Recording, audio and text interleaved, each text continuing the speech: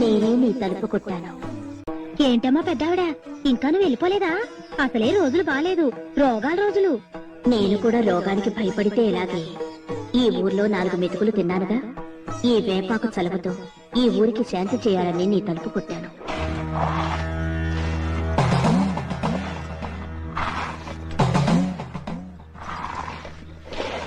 ఈ అర్ధరాత్రిపడి యాపాకు రావడం ఏంటి? ఎందుకు? దేనికోసమమ్మా? అది కాదే, నడిజావు దాటితే మహమ్మారులు ఈ ఊరి పొలిమేరలు దాటుతున్నారే. ఈ ఊరిని మొత్తం తినేస్తారే. మానవ మాత్రులం, మనం ఏం చేయగలం చెప్పు? కాపాడితే ఆ అమ్మోరు తల్లే కాపాడాలి.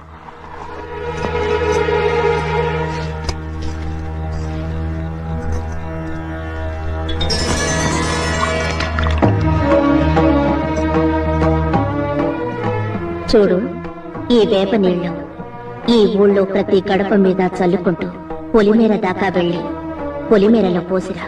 బాగుంది నీ చాదస్తం. ఈ అర్ధరాత్రి అలా ఊరంతా నీళ్లు చల్లుతూ కూర్చుంటే నా గుడిసెవరు చూస్తారు? చాదస్తం కాదే, ఈ నీళ్లు చల్లితే ఏ రోగం ఈ ఊరి పొలిమేర దాటదు. తొలిచావు కల్లా చల్లిరా. నువ్వు తిరిగొచ్చే వరకు నేనిక్కడి నుంచి వెళ్ళను. నిజంగా ఉంటావా? మరి నిజంగా ఉంటాను. నువ్వు తిరిగి నా దగ్గరకు వచ్చే వరకు ఈ గుడిసె నుంచే కాదు, ఈ ఊరి నుంచే వెళ్ళను. నా మీదొట్టు.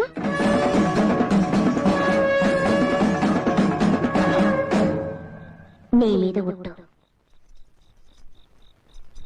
చూడు, వెనక్కి మాత్రం తిరిగి చూడకుండా వెళ్ళు. సరే, నీ మాట నన్ను వెళ్తున్నాను. నా ఇల్లు జాగ్రత్తమ్మో. ఒట్టేసావు, మర్చిపోకు. ఈ ఆపగల ఎన్నెలకు చల్లాలో ఏంటో తెల్లారిపోతేమో. ఒప్పుకున్నాక తప్పుద్దా మరి?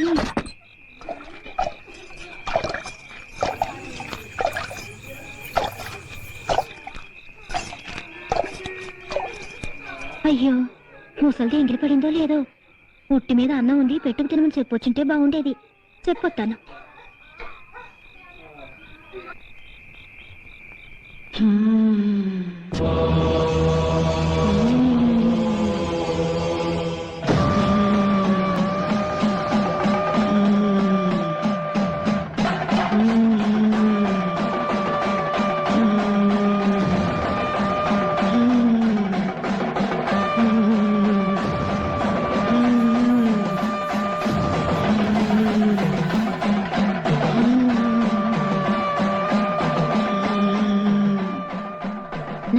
వచ్చింది అమ్మోరు తల్లా.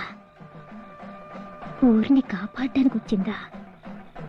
ఆ తల్లి ఎప్పుడూ ఇక్కడే ఉంటే ఈ ఊరికి ఏ చెడు రాదుగా. కానీ తెల్లారితే ఆ తల్లి వెళ్ళిపోతేమో. నువ్వు తిరిగి వచ్చేదాకా ఈ ఊరి నుంచి నేను వెళ్ళను. నేను తిరిగి వచ్చేదాకా వెళ్ళనని నా మీద ఒట్టేసింది కదా. నేను తిరిగి వెళ్ళను.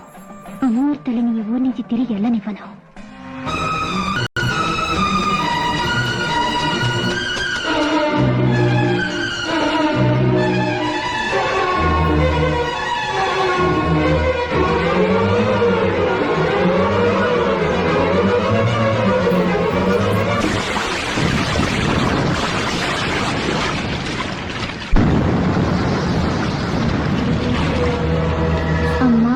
నేనొచ్చేదాకా వెళ్ళనని మాటిచ్చావు.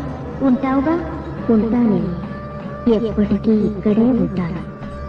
నీ త్యాగాన్ని నా రూపుగా చేసుకుని నీకిచ్చిన మాట ప్రకారం ఈ ఊరి గ్రామదేవతనవుతాను.